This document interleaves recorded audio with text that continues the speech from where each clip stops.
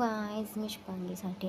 आज मी खूप दिवसानंतर ब्लॉग बनवत आहे आणि हा ब्लॉग बनवताना मी थोडीशी एक्सायटेडसुद्धा आहे, कारण की या ब्लॉगमध्ये माझी मम्मीसुद्धा आहे आणि ती काय हे तुम्हाला मी पुढे जाऊन सांगतेच. सो आज आहे संडे आणि अधिक मास महिन्याचा शेवटचा दिवससुद्धा.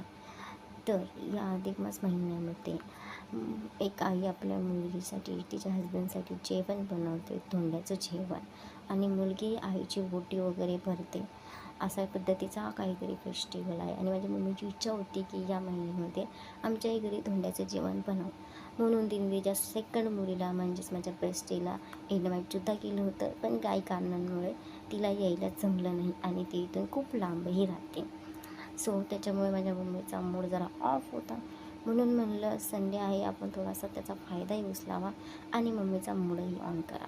म्हणून मी घरातली सगळी कामे केली, भांडे घासले, किचन वाटा साफ केला, इंडक्शन साफ केलं, रूम साफ केलं, सगळं कसं नीट अँड टायटी अँड क्लीन करून ठेवलं. त्यानंतर मी लगेच जेवण बनवायला लागले.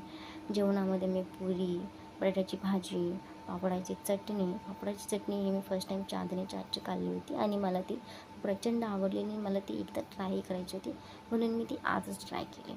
पापडाची चटणी, श्रीखंड बाहेरून मागवलेलं आणि थोडासा भात बनवलेला. अशा पद्धतीनं आपलं साधंसुद्धा जेवण होतं. देन जेवण वगैरे बनवून मी गेले अंघोळीला, कारण की मला जेवण बनवताना प्रचंड गरम झालं होतं आणि म्हणून मी लगेच आंघोळी करून घेतली.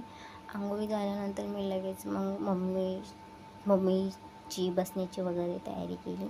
मग मम्मीला बसवलं, तिच्यासाठी जेवण वगैरे वाढलं, तिला जेव वगैरे दिलं.